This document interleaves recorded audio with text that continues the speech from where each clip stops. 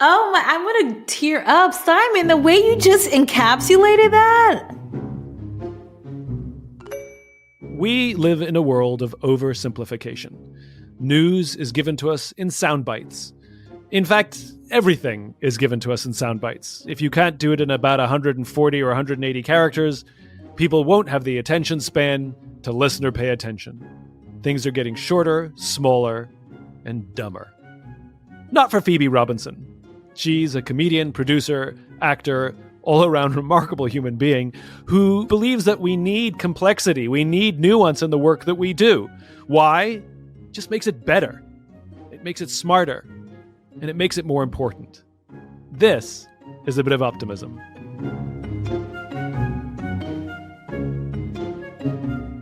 When your new book came out, yes. Please Don't Sit on My Bed in Your Outside Clothes, I didn't even have to open it. I was like, oh, she and I can be friends, right? Because this is a complaint I have had with almost everybody I've ever dated in my life who like comes in from the outside and gets on or worse in my bed.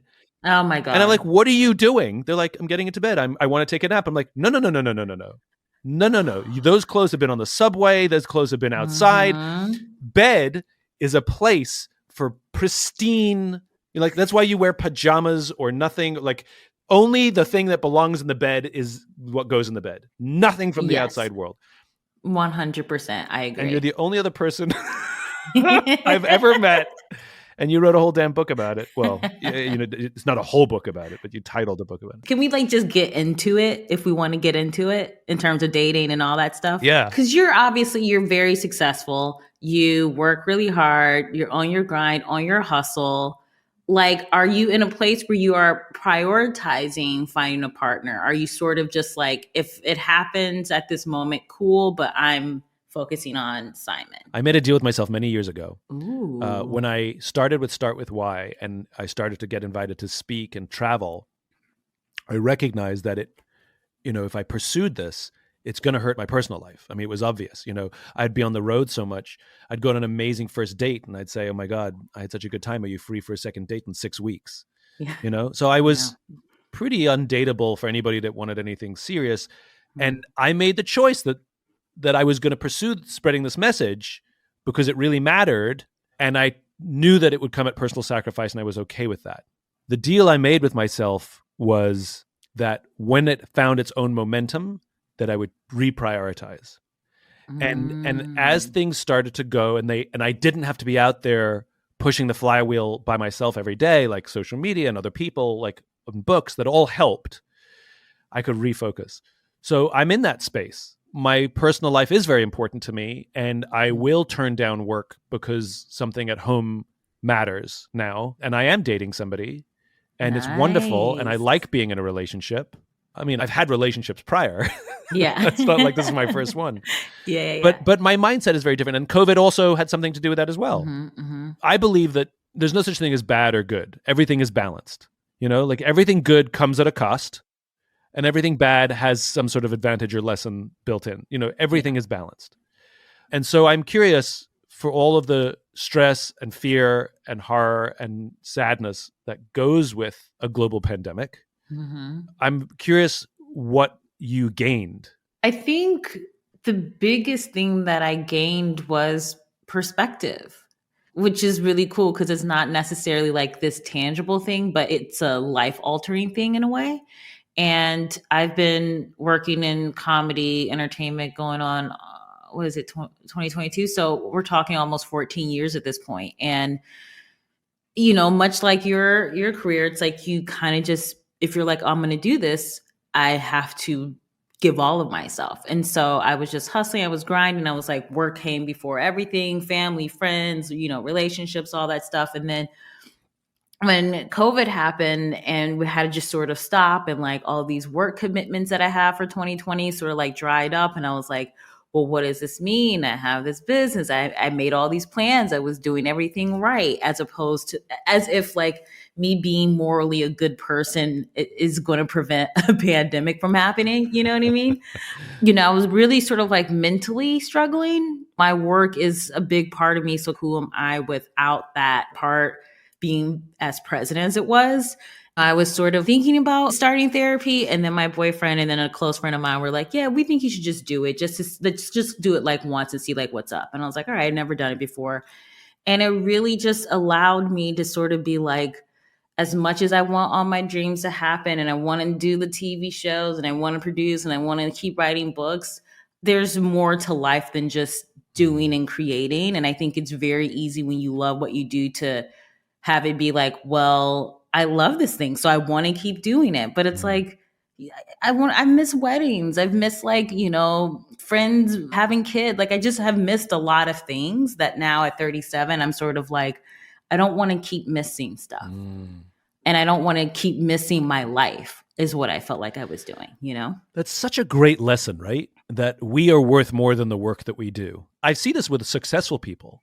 Their whole self-identity is tied to their work, that when they stop doing that work, they literally have an identity crisis. They retire or they get fired or whatever happens, something goes haywire in their career and they have crisis. I wonder how many people had that mini crisis during COVID when they were faced with that image before it actually happened. It's like a crystal ball. Yeah, I think so many people, because it's like, listen, there's certainly the capitalism aspect of things. You have to work to sort of live and support yourself. If you have dreams that you want to come true, you have to put a lot of energy into it. And so I think it's easy to kind of get caught up in the work of it all and the pursuit of things, because the world is sort of built to like keep moving and pursuing and building and acquiring and more and more and more. So it's easy to lose that perspective and see like, oh, what am I actually missing out on here? You do so many different things. You're a polymath. Is there a thread that you try and weave through everything? Whether you're writing or producing, that you have something you're trying to spread, something you're trying to instill in others? I think especially in the world of comedy changes so much. And I think it often can not only reflect what's happening in society, but also help society sort of change course, right? And I think specifically with comedy, for a while, it was very sort of cynical and sort of like, I'm going to be detached and I'm going to be removed. And that's kind of cool because I'm checking out of this bullshit. And I think, certainly with the pandemic, we're sort of coming into a place of like, I want to laugh because I give a shit, because I'm emotionally invested and I'm laughing even harder because I recognize that thing. It's the old jester's role, the one person who can tell the truth to the king. Yeah. Who has a perspective and is willing to speak out about irony or nonsense. Yeah. And like, I want to have fun and be light and be celebratory about life, but then also have like a lot of heart too. Like, I just think like some of my favorite comedies, they have so much heart. I think people could just shortchange comedy as like, oh, it's like light. You just turn your brain off and you're like not even thinking. But I think you're not really like when you're really laughing super hard at something, sometimes it can just be like a silly sort of like physical pratfall, but it's because you recognize something in that, or you experienced that, or it just means something to you, that it captures your heart and hits you where your essence is, and that makes you laugh a lot too. Back to the question I asked before. So what's your cause? Like, what's the thread? What's the commentary that you want to weave into all of your work to make sure that it shows up? I want people to feel without turning it into judgment, making it like about, I'm righteous because I feel this thing now. And I think it's very easy to get on your high horse and be like, I'm perfect, I'm smart because I felt this thing, whether it's joy, whether it's sadness, whether it's rage, I got it. And you didn't get it because you didn't get it when I got it. And I want people to just be able, just be able to experience the world without it being a competition. I get caught up in that too sometimes, where it's like, you get so caught up in, well, I figured this out, so everyone else should have figured this out already. And it's like, well, there was a moment where you also didn't know. Yeah. So can you give me an example from your own work where that really is a crystal clear example of, you want it to be your own journey. It's not a competition. Have all the feels. And if somebody hasn't had the feels yet, support them rather than berate them. It comes across, I think, a lot in my writing, and sort of how if I'm going to make a commentary about anything on the outside, I'm going to address myself first and be like, hand in the air, I fucked up about this thing. You know, when you run your own business and you're like a boss, you make so many mistakes all the time. You're just like, fuck, okay, I know that now. And so I think being a boss in general has been probably the most humbling thing, because you think, boss, you're like, I'm gonna have these cute, like, I'm a CEO outfits. I'm gonna have like the nice, you know what I mean? You're like, I wanna have a nice chair for my back. And you're like, bitch, why the fuck are you worrying about chairs? I remember the first time I got a nice chair. Yeah. And so I think, for me, one of the biggest things I learned right away is I learned such a higher level of compassion. Yeah. Because, your employees are people. They're going to have good days, they're going to have bad days, and you can't judge them for the bad days and ignore the good days. Yeah. And so if you see someone sort of like struggling, you could be like, bottom line, or you could be like, fuck, I've had weeks where I've just been off. Yeah. And I have to be like, that's okay, that's normal, and like work through it. And so I think it, sort of going into being like, it's just about achieving dreams and like knocking everything off the to-do list. And it's like, no, this shit's like, it's hard. Yeah. And people are going to respond to certain things in certain ways, and you have to be open to that. I think this is one of the great gifts of COVID when it comes to leadership, which is, we judge people at work almost entirely on their performance. You're a good performer, you're a bad performer, But COVID forced us to see everybody as human, right? Because we saw them in their homes. We sometimes saw their pets, their kids. I didn't even know you had kids, and it made it all a little more patient. Because, there were interruptions and we were fine with it. And I think we understood that we were all going through something. And when somebody's performance was down, our instincts for the first time, our natural instincts were not to judge performance, but to be like, are you okay? Yeah. And so one of the questions is, how do we tell the stories that help us remember and bring the feelings back so that we can remember to be the better versions of ourselves? And I think this is part of the role of the entertainer, which is to remind us of the stories, to show us and remind us, whether it's dramatic or comedic, it doesn't matter. But the best stories are the ones that you left sort of like, I got to be a better person at the end of it. Back to what I was saying before about sort of this kind of cynical air of comedy. I think now it's really, because of COVID, it's like, you want the truth. Yeah. You know what I mean? And so I think that is a really interesting place. I think that comedy and drama are both sort of circling right now. I think people want to be seen. I really do think that one of the great things about COVID is that it forced us to have conversations with ourselves now that we ordinarily would be having in like 20 years. We're having conversations with ourselves like, what does happiness mean? And do I want the life that I have? And the Great Resignation, which is a real thing, I think is part of that. In the past, most people would define their job as fine. Like a very, very small percentage get to say, I love my job, it's great. A very, very small percentage, it's the most toxic thing in the world. They get berated at work every day. It's, it's probably too many, but it's relatively speaking, to all people working, a small number. Most people, unfortunately, if you say, how's your job? They say, it's fine. Is it great? No, it's fine. Would you like to quit? Yeah, but it's fine. And the problem is the unknown of quitting is way scarier than the status quo. And so we make do, and I hate to say this, we probably do this in relationships as well, but we make do with okay because unknown is scary.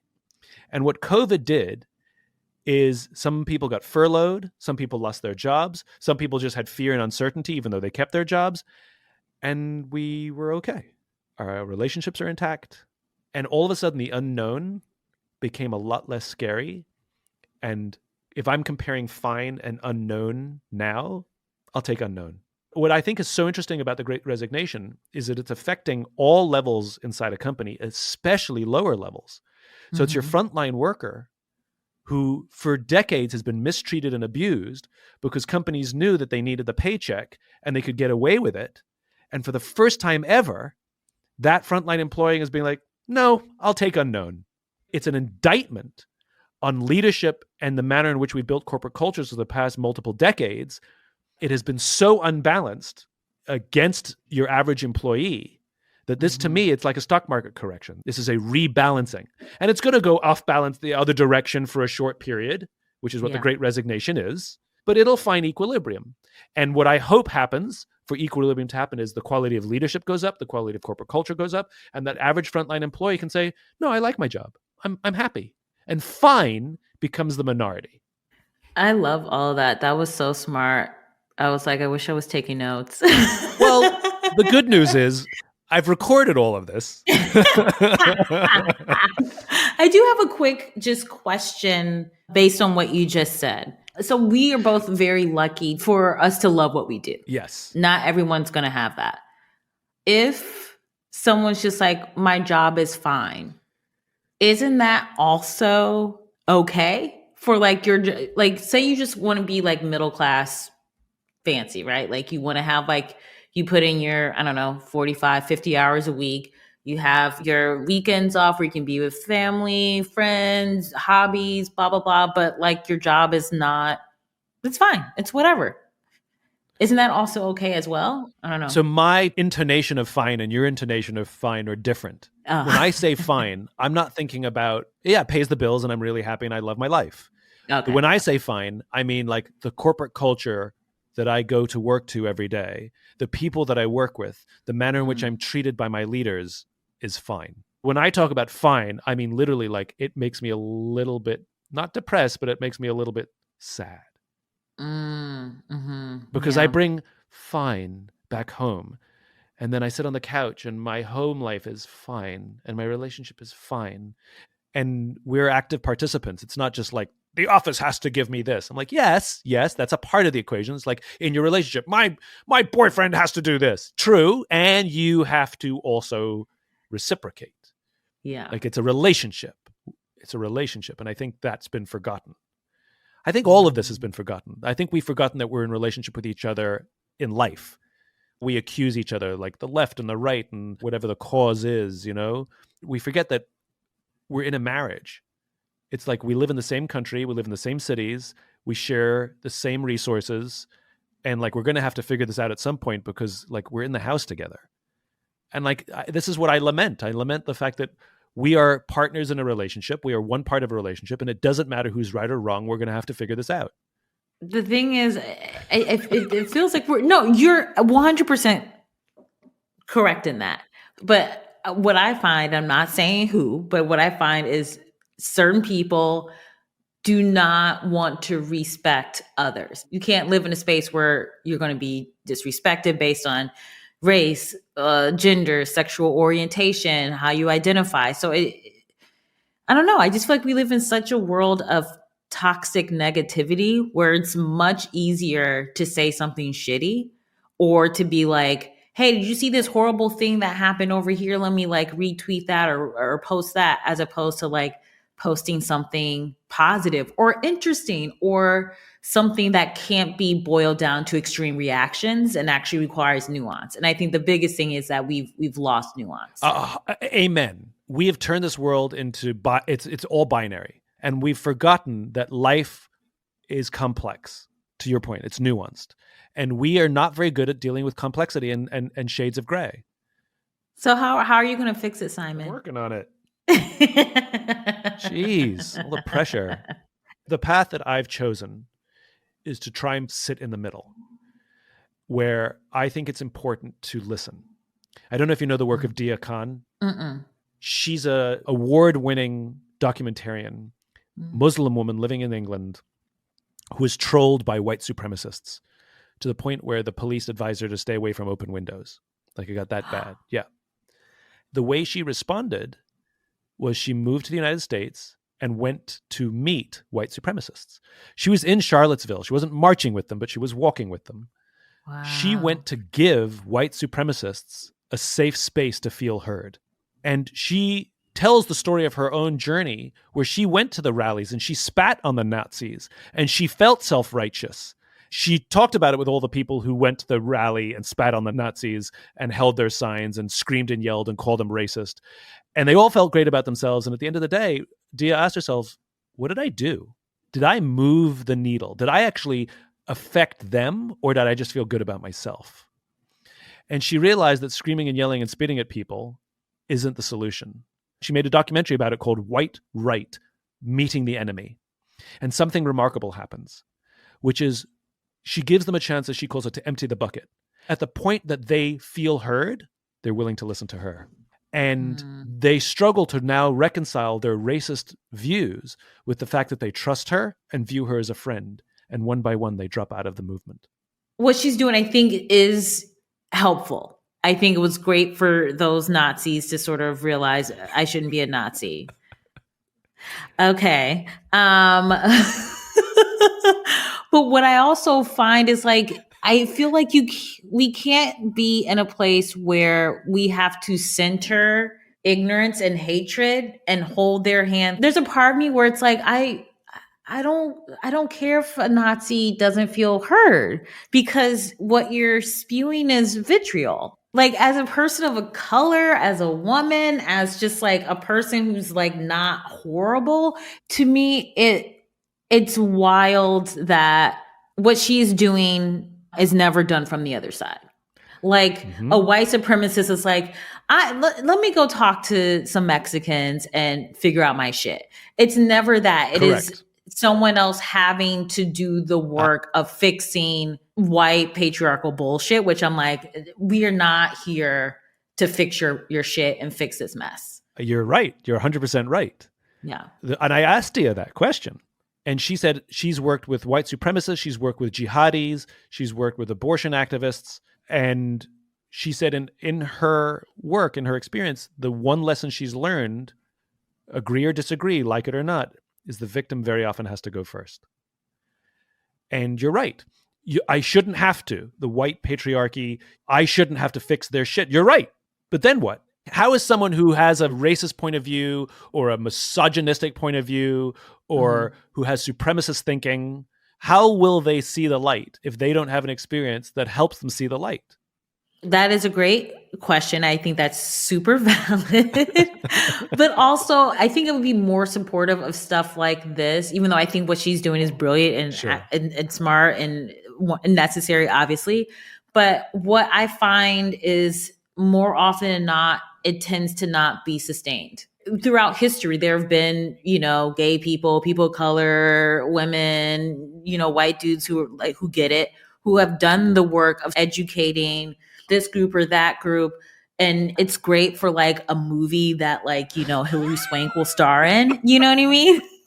But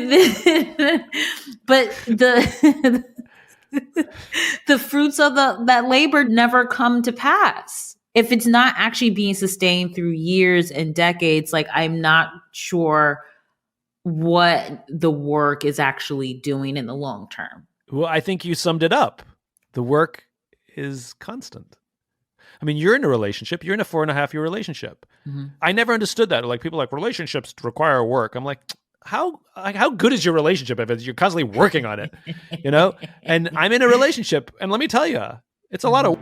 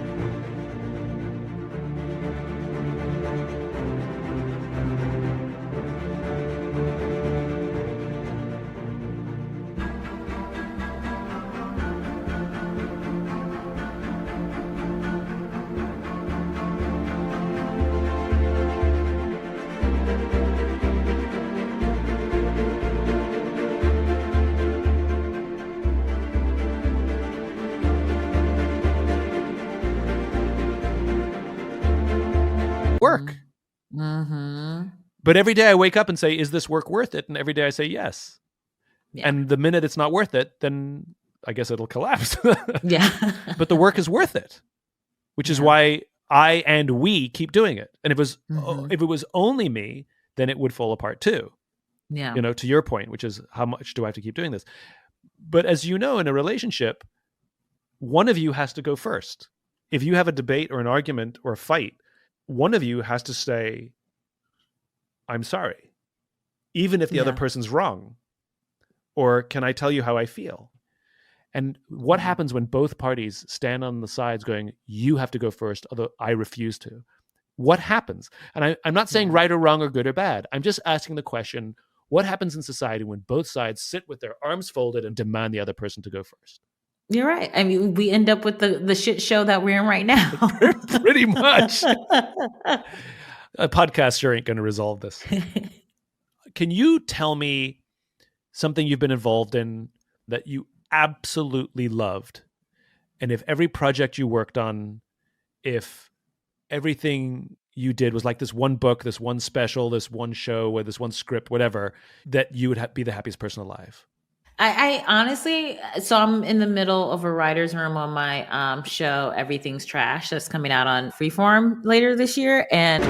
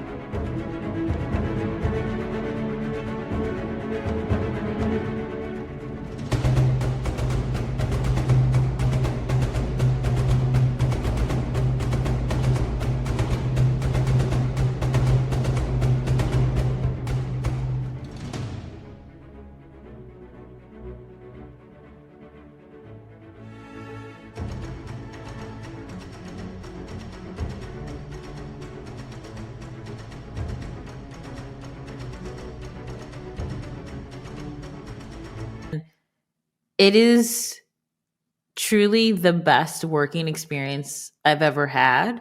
Part of it is because I started achieving success career-wise, success the way that people would view it later.